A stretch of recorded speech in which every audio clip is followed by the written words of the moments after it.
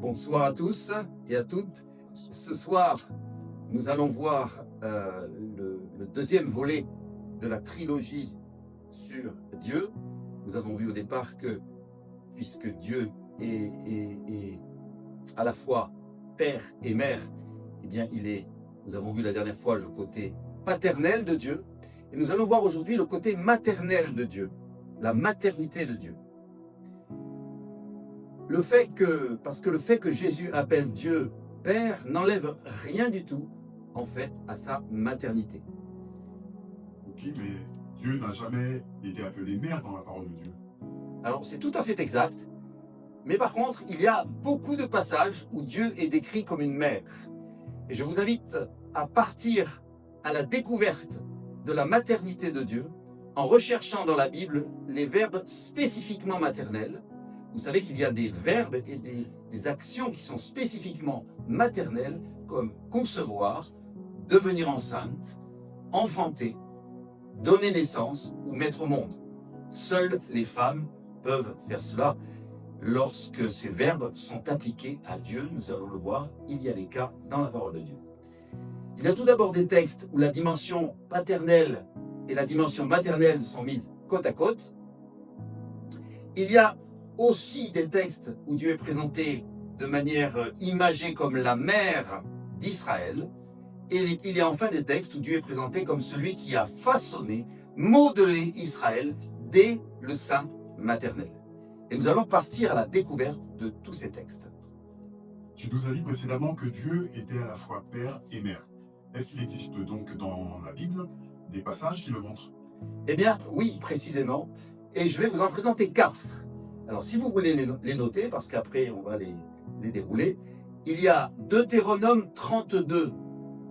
Deutéronome chapitre 32, verset 6 et verset 18. Job chapitre 38, versets 28 à 29. Ésaïe chapitre 42, versets 13 à 14. Et Ésaïe encore, chapitre 45, versets 8 à 11. Alors commençons par Deutéronome chapitre 32. C'est en fait un long passage qui va du premier verset au verset 43. Je vous encourage à le lire en entier dans votre Bible à la maison. Ce soir, nous allons nous concentrer sur 2 versets de ce passage, le verset 6 et le verset 18. Pourquoi? Parce qu'au verset 6, le texte nous montre la paternité de Dieu, et au verset 18, le texte nous montre la maternité de Dieu. Le verset 6, tout d'abord. Dans ce verset 6, la paternité de Dieu est vraiment affirmée de manière explicite. Écoutez plutôt, je cite. « Comment peut-on ainsi se conduire envers l'Éternel, nation folle et insensée ?» Alors là, c'est le narrateur qui parle à Israël. Comment peut-on se conduire envers l'Éternel ainsi, nation folle et insensée? N'est-il pas votre Père et votre Créateur, lui qui vous a fait et qui vous a établi? Donc, la dimension paternelle. Au verset 18, Moïse, puisque c'est Moïse qui parle dans ce cantique, Moïse proclame de manière imagée la maternité de Dieu. Je cite, « Tu as abandonné le rocher qui t'a donné naissance. Tu as oublié le Dieu qui t'a mis au monde. » Je répète, tu as abandonné le rocher qui t'a donné naissance. Tu as oublié le Dieu qui t'a mis au monde. Le verbe hébreu, traduit par « mis au monde », est spécifiquement maternel. Il est toujours utilisé pour une femme. Par exemple, il est utilisé pour Sarah, la femme d'Abraham.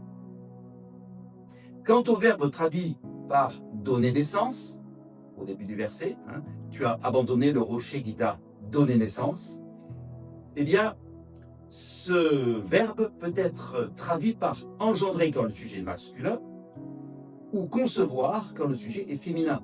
Le verbe hébreu, il peut être traduit soit au masculin, soit au féminin. Mais il existe dans la Bible et tout au long de la Bible un procédé littéraire qui s'appelle le parallélisme synonymique. Qu'est-ce que c'est que le parallélisme synonymique? Attention, je vais vous faire un exemple de parallélisme synonymique saisissant. Aujourd'hui, il pleut. De l'eau est tombée du ciel.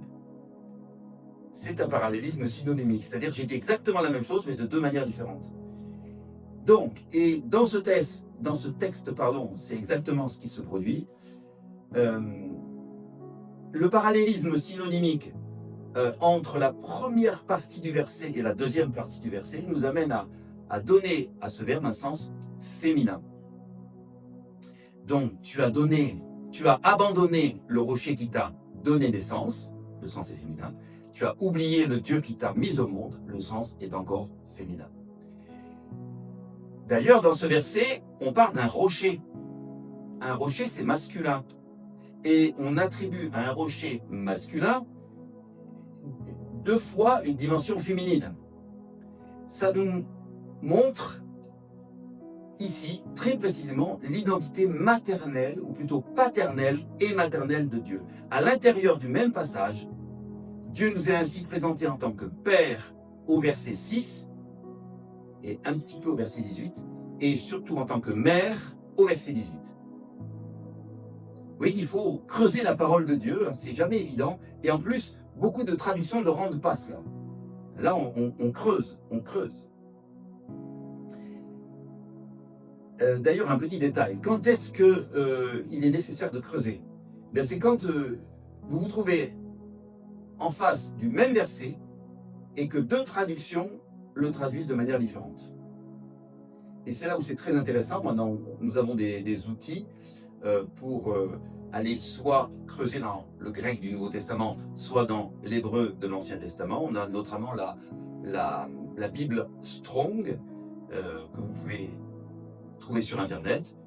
Vous cliquez Bible seconde en Strong et vous avez tous les mots de toute la Bible qui sont codés et vous avez accès à la définition hébraïque ou grecque de chaque mot. Alors, maintenant, nous allons dans Job au verset 38, les versets 28 et 29, où Dieu pose à Job la question suivante.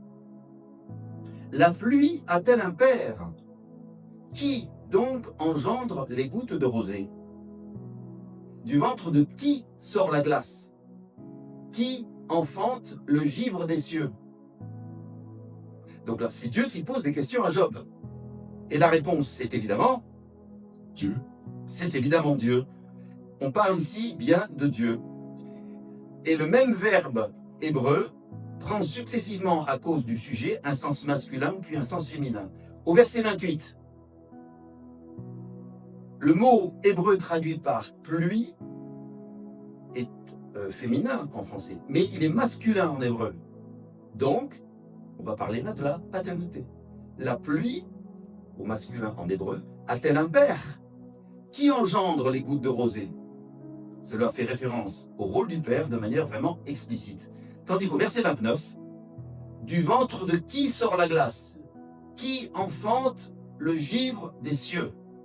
Évoque clairement le rôle de la mère. Donc nous avons dans ce même verset le rôle paternel et maternel pour parler de Dieu. En Ésaïe chapitre 42, versets 13 et 14, nous allons voir que le prophète Ésaïe annonce l'action imminente de Dieu en utilisant 2 images, une image masculine et l'autre féminine. Vous êtes prêts? Alors je vous donne ces images. L'Éternel sortira comme un héros, comme un homme de guerre. Il réveillera son ardeur. Nous avons là effectivement l'image masculine. Puis, verset suivant, je me suis tu pendant longtemps et j'ai gardé le silence.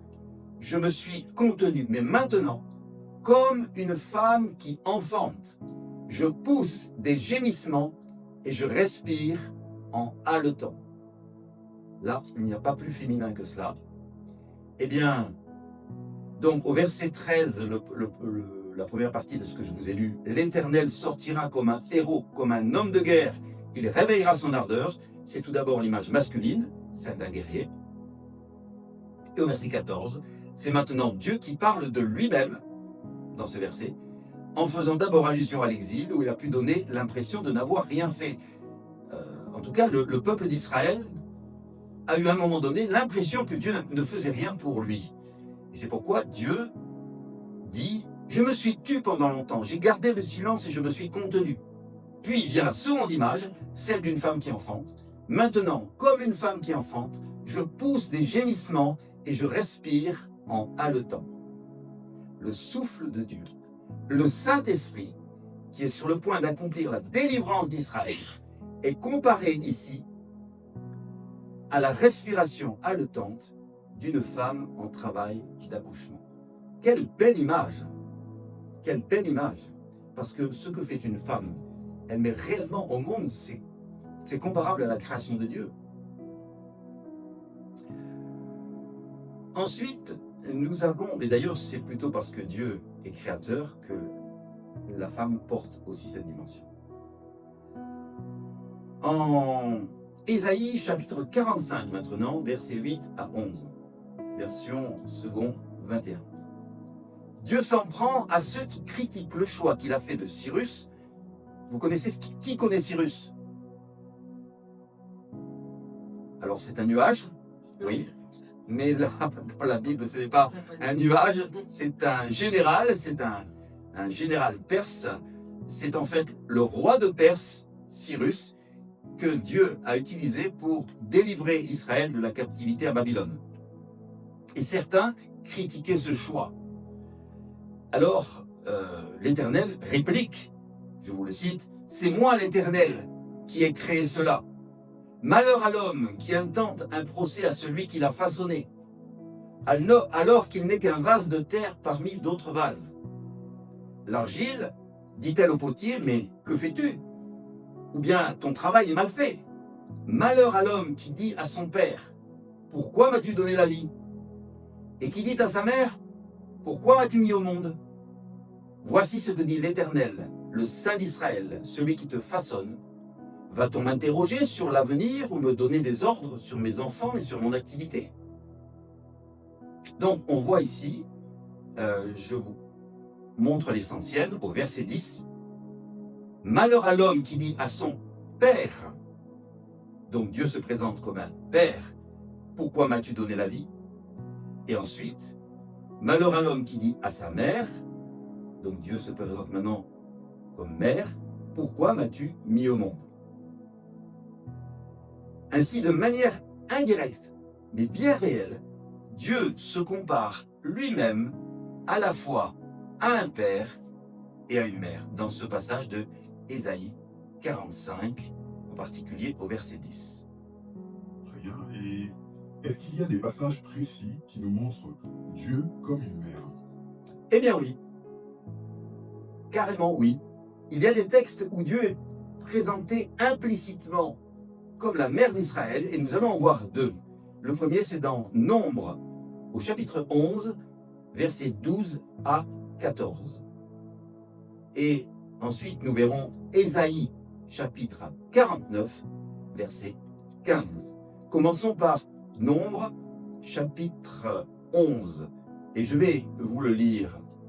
Je vous le lis dans la version Bible de Jérusalem, qui me semble la plus proche de l'original. Est-ce moi qui ai conçu tout ce peuple? Est-ce moi qui l'ai enfanté? Pour que tu me dises, porte-le sur ton sein comme la nourrice porte l'enfant à la mamelle, au pays que j'ai promis par serment à ses pères. Mais où trouverai-je de la viande à donner à tout ce peuple? Quand ils m'obsèdent de leurs larmes en disant, donne-nous de la viande à manger. Je ne peux pas à moi seul porter tout ce peuple, c'est trop lourd pour moi. C'est évidemment Moïse qui parle. Et Moïse s'adresse donc au Dieu d'Israël en contestant la charge qui lui est confiée et en rappelant à Dieu que c'est lui, Dieu, qui est vraiment la mère d'Israël et non pas lui, Moïse. Au verset 12, je vous recite, « Est-ce moi qui ai conçu tout ce peuple ?» Moïse utilise d'abord le verbe « concevoir », qu'on peut traduire aussi par « devenir enceinte ». Ce même verbe est utilisé dans la Bible pour Ève, pour la femme de Caïn, pour Agar, pour les filles de Lot, pour Sarah, pour Rebecca, pour Léa, pour Rachel, etc. C'est le verbe hara. Pour Moïse, le verbe est employé bien sûr au sens figuré, mais il conserve toute sa valeur maternelle. Puis, ensuite, Moïse s'adresse toujours à Dieu et dit « Est-ce moi qui l'ai enfanté ?» Le verbe hébreu traduit par « enfanter » est un verbe différent et il change de sens selon le sujet, comme nous l'avons vu précédemment. Quand le sujet est une femme, il signifie mettre au monde, mais quand le sujet est un homme, on le traduit par engendrer. Dans ce passage, et à cause du verbe précédent, c'est évidemment la signification maternelle qui l'emporte. En d'autres termes, Moïse, dans ce texte, refuse une charge qui est celle de Dieu, parce qu'il estime que c'est lui, Dieu, qui a conçu le peuple, comme une maman. Dieu seul est vraiment la mère du peuple d'Israël. C'est pourquoi Moïse, se retourne vers Dieu et lui demande à lui de l'aider, en tout cas, à porter cette charge. Ensuite, dans le texte, nous lisons « porte-le sur ton sein ». Porte-le sur ton sein. L'expression « porter sur son sein » ou sur son cœur évoque le geste plein d'affection et de dévouement d'un papa ou d'une maman qui serre son enfant sur sa poitrine. Cette expression peut s'appliquer, vous en conviendrez, aussi bien à un homme finalement qu'à une femme. Parce que le mot hébreu traduit par « sein » s'applique aussi bien à un homme qu'à une femme. Mais compte tenu du contexte, c'est encore la signification maternelle qui l'emporte. Autrement dit, de manière implicite, Moïse juge que Dieu devrait assumer cette charge en tant que mère du peuple d'Israël.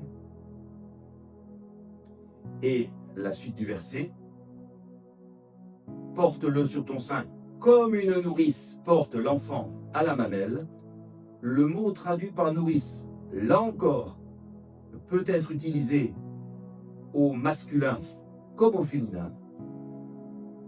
Mais dans la comparaison de ce verset, la personne doit porter un enfant qui est encore nourri au sein. Donc, je ne vois qu'un type de personne capable de nourrir un enfant au sein, ce sont bien les mères. La comparaison est donc évidemment féminine. Vous voyez, comme par déduction, quand on creuse le texte et qu'on applique une déduction logique, on arrive à des conclusions évidentes. En conclusion, justement, Moïse ne peut pas nourrir un peuple dont il n'est pas la mère, et dans tout ce passage, le serviteur de Dieu, Moïse, argumente pied à pied avec Dieu pour ne pas être obligé à des devoirs maternels qui relèvent en réalité de Dieu seul. De manière détournée mais réelle, Dieu est donc perçu ici comme la mère d'Israël. Et nous arrivons maintenant, toujours avec le prophète Ésaïe, au chapitre 49, mais au verset 15, dans la version Colombe. Une femme oublie-t-elle son nourrisson? N'a-t-elle pas compassion du fils, littéralement du fruit de ses entrailles? Quand bien même elle t'oublierait, moi je ne t'oublierai pas. C'est Dieu qui parle ici à Israël. Quand bien même une femme t'oublierait, moi je ne t'oublierai pas. La première partie du verset parle d'un nourrisson. Une femme oublie-t-elle son nourrisson? C'est-à-dire d'un enfant qui est, par définition, nourri au sein. Voilà. L'enfant de la femme est ensuite appelé le fruit de ses entrailles. C'est pourquoi la version Semeur traduit « Une femme oublie-t-elle l'enfant qu'elle nourrit? Cesse-t-elle d'aimer l'enfant qu'elle a conçu?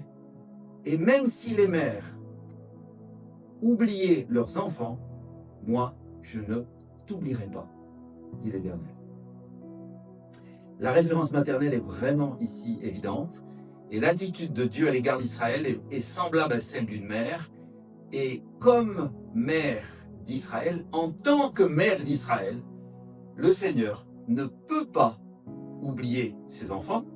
Et ses enfants, c'est qui? Son peuple. C'est son peuple. Et son peuple, c'est qui?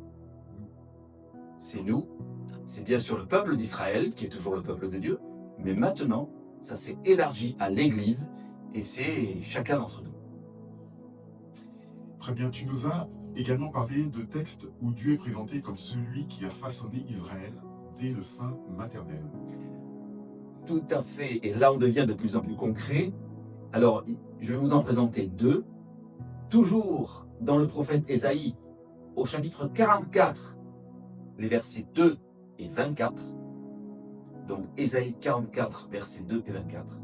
Puis, encore, chez le prophète Isaïe, vous voyez qu'il y a une richesse insondable dans ce livre prophétique, au chapitre 46, verset 3.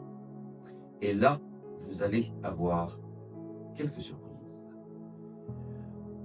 Ésaïe 44. Dans ce chapitre, on trouve deux fois l'image de Dieu qui modèle depuis le sein maternel. Au verset 2, voici ce que dit l'Éternel, celui qui t'a fait, qui t'a modelé dès le sein maternel. Et au verset 24, voici ce que dit l'Éternel, celui qui t'a modelé dès le sein maternel. On peut traduire modelé ou façonné, mais le mot hébreu traduit par sein maternel signifie littéralement la matrice. La matrice. Le verbe hébreu traduit par modeler signifie travailler une matière pour lui donner une forme particulière, comme un potier modèle de l'argile. Vous voyez que c'est très très concret, hein, à la fois poétique et concret. L'hébreu a cette particularité d'être précis, concret et poétique en même temps. Et l'on pourrait donc traduire, voici ce que dit l'Éternel, lui qui t'a modelé dès la matrice. Oui. Mais la matrice de qui? Alors, la matrice de qui? Et effectivement, la question se pose parce que, selon les traductions, l'interprétation est différente. Alors, je vais vous conduire dans une traduction logique, une interprétation logique. Parce que dans le texte hébreu, c'est la matrice, point. Or, Israël n'est pas une simple personne, c'est un peuple. C'est le peuple que Dieu lui-même a créé, qu'il a constitué. Et Dieu lui-même se compare à une mère, à une maman. Il est la maman d'un peuple. Donc ça ne parle pas ici du sein maternel des mamans du peuple. C'est Dieu qui parle de lui-même en tant que maman du peuple. Donc, il s'agit du sein maternel de Dieu, ici. C'est du sein maternel de Dieu.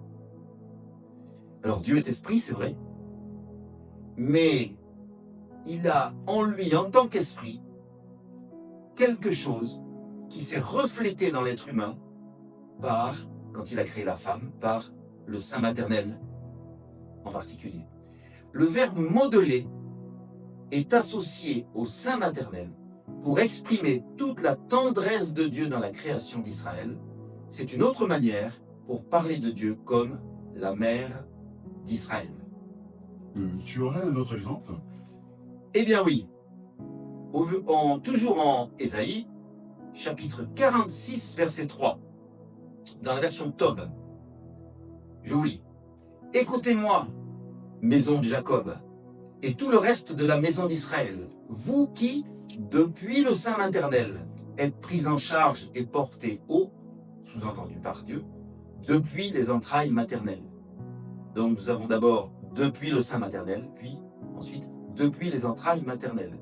Et la version Darby, qui a la réputation d'être très proche du texte original, traduit ainsi: « Vous qui avez été chargés, c'est-à-dire pris en charge dès le ventre, et qui avez été portés dès la matrice. »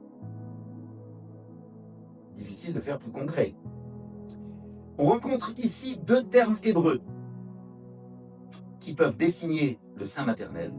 Le premier, c'est beten, Et le second, alors le premier qui est traduit, Béthène, qui est traduit par Saint maternel.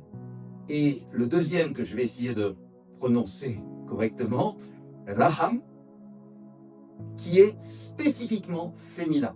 Il est toujours appliqué à une femme, en hébreu.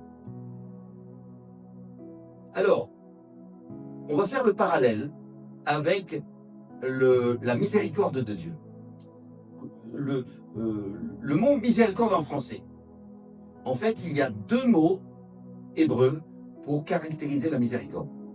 C'est le mot chesed, dont on a parlé plusieurs séances auparavant, et le mot rahamim.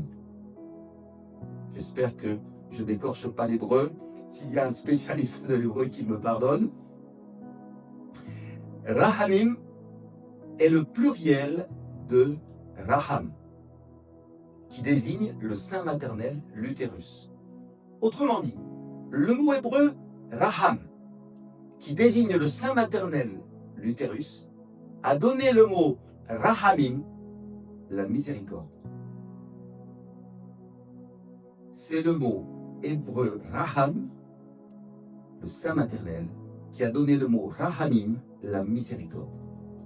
Vous voyez que à quel point c'est révélateur. C'est révélateur.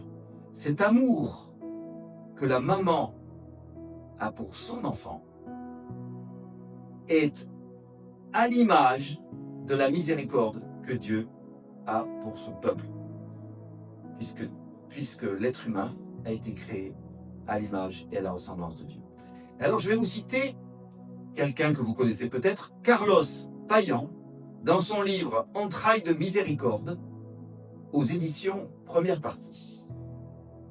Je cite: les Écritures nous parlent des entrailles comme le lieu intime et puissant de la compassion et de l'amour de Dieu, mais elles le décrivent aussi comme le lieu secret où chaque homme peut recevoir cet amour total. Dans l'Ancien Testament, les entrailles font référence au sein maternel, à l'utérus, à la matrice, qui est le lieu de création et de manifestation de la vie, fruit de l'amour indéfectible de la mère pour l'enfant à naître, puis tout au long de la vie de la mère et de l'enfant. N'est-ce pas, mesdames? Vous êtes d'accord avec Carlos Payan? Oui. Le mot hébreu, rahamim, c'est donc la fontaine d'amour inconditionnel et illimité d'une maman pour son enfant. Un amour qui est fondé sur l'expérience intime que l'enfant est d'abord une partie d'elle-même.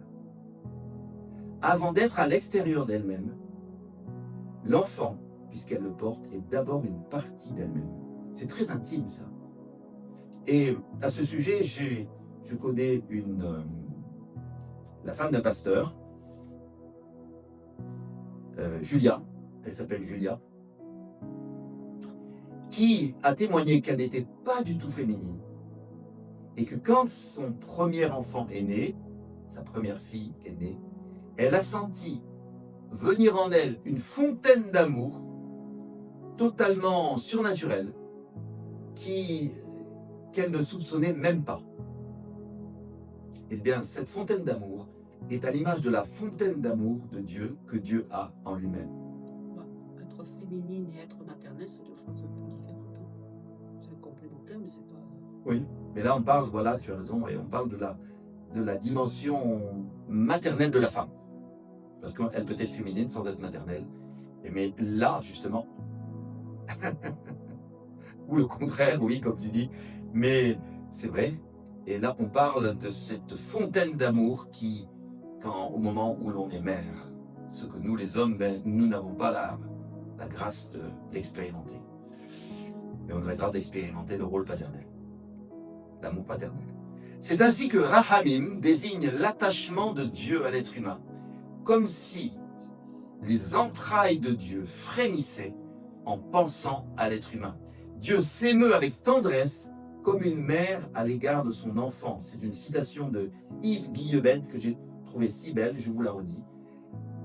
Comme si les entrailles de Dieu frémissaient en pensant à l'être humain, Dieu s'émeut avec tendresse comme une mère à l'égard de son enfant.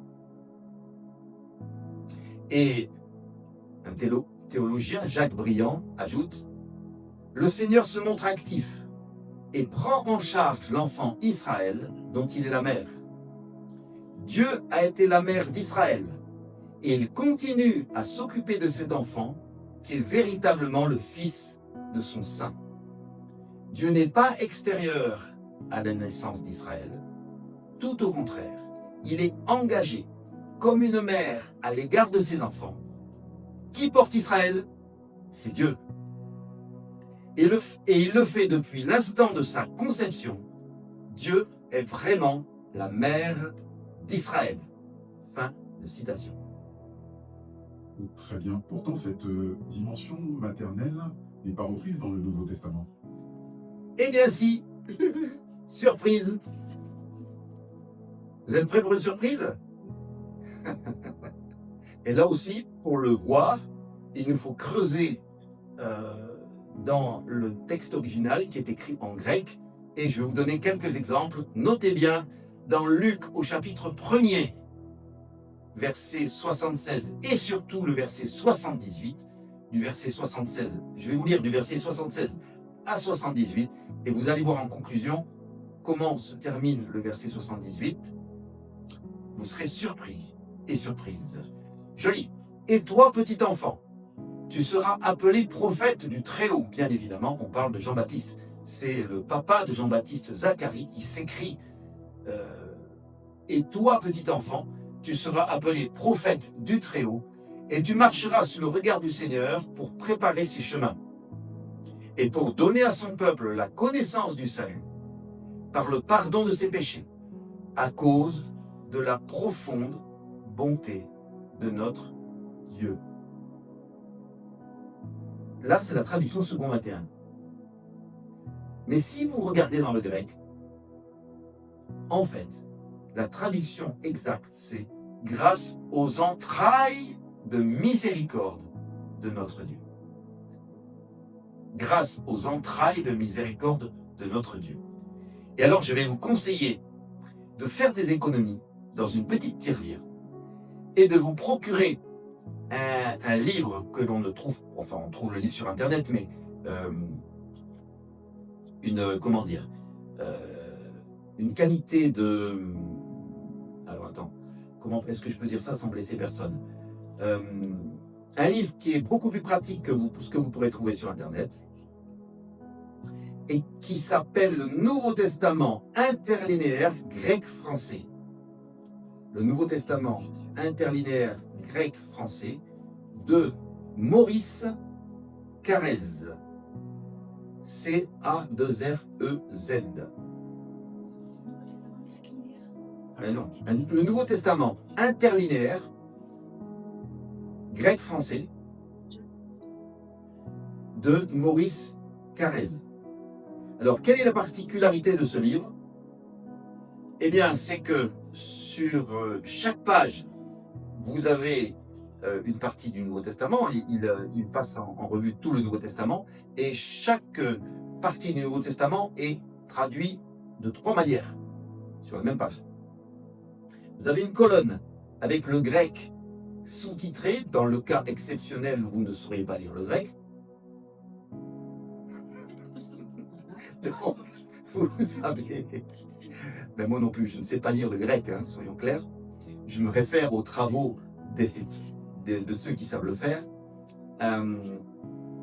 Donc, vous avez le grec sous-titré français,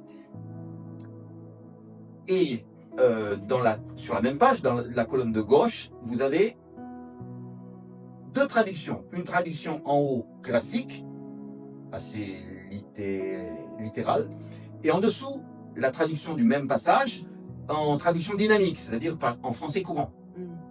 Agréable à comprendre, facile à comprendre. Et à quoi sert ce petit livre? Eh bien, quand vous avez par exemple la Bible Semeur et la Bible Second qui traduisent un même verset de 2 manières différentes, oulala, laquelle est la meilleure? Que faut-il comprendre? Mais c'est quand vous vous posez ce genre de questions, et vous allez voir que vous allez vous les poser souvent, vous regardez dans le Nouveau Testament interlinéaire, et là vous voyez ces trois versions, la version grecque sous-titrée français, et la version littéraire classique et la version en français courant. Et là, vous allez vraiment comprendre pourquoi une traduction a choisi de traduire d'une manière A, l'autre a choisi de traduire d'une manière B, et vous allez mieux comprendre le texte. Alors, est-ce que je pourrais vous donner un exemple? Est-ce que j'en ai un là? Ben oui, je l'ai évidemment puisque je viens de le citer. Alors, vous voyez ici dans la version... j'ai un exemple. Donc nous sommes dans Luc au chapitre 1er, le verset 78. La seconde 21 traduit « à cause de la profonde bonté de notre Dieu ». Et puis, la version Louis II traduit « grâce aux entrailles de miséricorde de notre Dieu ». Laquelle est la bonne? Les deux, mon général. Les deux. La Louis II est simplement plus proche du texte original. Donc c'est important de savoir qu'il existe un passage qui parle des entrailles de miséricorde de notre Dieu dans le Nouveau Testament grâce à la version Louis II. Mais actuellement, dans notre langage français courant, c'est pas très parlant.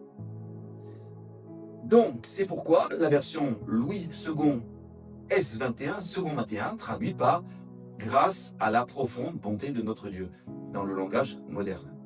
Donc vous voyez, le langage littéral et le langage moderne ont tous les deux leur utilité. C'est vrai que si vous allez évangéliser dans la rue, vous direz plutôt « la profonde bonté de Dieu ». Mais si vous faites une étude biblique, ça sera intéressant de parler des entrailles de miséricorde de notre Dieu. Donc les deux sont intéressantes. Et grâce à ce petit livre, le Nouveau Testament interlinéaire grec-français de Maurice Carrez, vous pourrez creuser plus profondément dans le sens de la parole de Dieu et du Nouveau Testament. Un autre exemple, et ce n'est pas le seul, Matthieu chapitre 14, verset 14. La seconde 21 traduit « Quand Jésus sortit de la barque, il vit une grande foule et fut rempli de compassion pour elle, et il guérit les malades. » Ça, c'est du français moderne. Mais en fait, littéralement, c'est « Jésus fut ému aux entrailles ». Jésus fut ému aux entrailles. Matthieu 14, 14. Et ce n'est pas tout. Vous avez appris dans Marc au chapitre 1er, verset 41. Version second 21. Un lépreux vint à lui et se jetant à genoux lui dit en suppliant « Si tu le veux, tu peux me rendre pur. » Évidemment, le lépreux s'approche de Jésus et parle à Jésus. Et Jésus, rempli de compassion, Jésus tendit la main, le toucha et dit « Je le veux, sois pur. »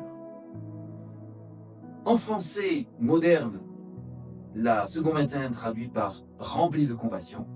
Et en fait, si vous allez voir dans le Nouveau Testament interlinéaire, vous verrez que c'est « ému aux entrailles ». Jésus tendit la main, le toucha et dit « Je le veux, sois pur. » Donc là, ça fait référence à son cœur, à son côté paternel ou maternel. Oui, parce qu'en fait, maternel,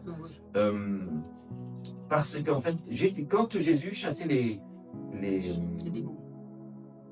Oui, les démons, il a chassé les démons, c'est vrai, mais il a chassé aussi les marchands du temps.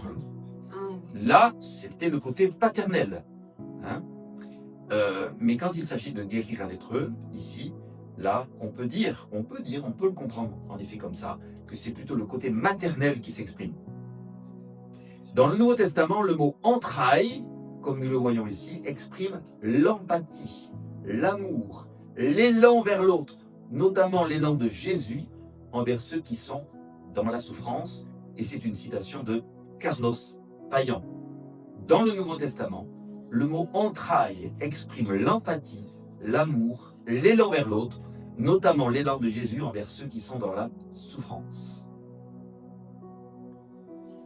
Mais ce n'est pas tout. Quand l'apôtre Paul nous exhorte dans Colossiens 3, verset 12, Colossiens 3, verset 12, il dit, dans la version second 21, « Revêtez-vous de sentiments de compassion ». Mais en fait, si vous allez voir dans le grec, c'est « Revêtez-vous d'entrailles de miséricorde ». Revêtez-vous d'entrailles de miséricorde. Donc, Paul nous invite à nous revêtir d'entrailles de miséricorde. Oui. Mais il s'agit des entrailles de qui? Eh bien, justement, des entrailles de Dieu. Parce que Jésus est venu manifester sur terre l'amour de Dieu. Jésus est Dieu fait homme, en fait. Donc, il exprime à la fois, et nous allons développer la fois suivante, Jésus réunit en lui l'amour paternel et maternel qui s'exprime tour à tour au cours de son ministère. Dieu, donc à l'image et à la ressemblance de qui nous sommes créés, a un cœur de père et des entrailles de mère. Oui, et d'ailleurs, tu peux le répéter. Dieu, à l'image et à la ressemblance de qui nous sommes créés, a un cœur de père et des entrailles de mère. Voilà, et effectivement, et ça c'est la conclusion, Dieu a un cœur de père et des entrailles de mère.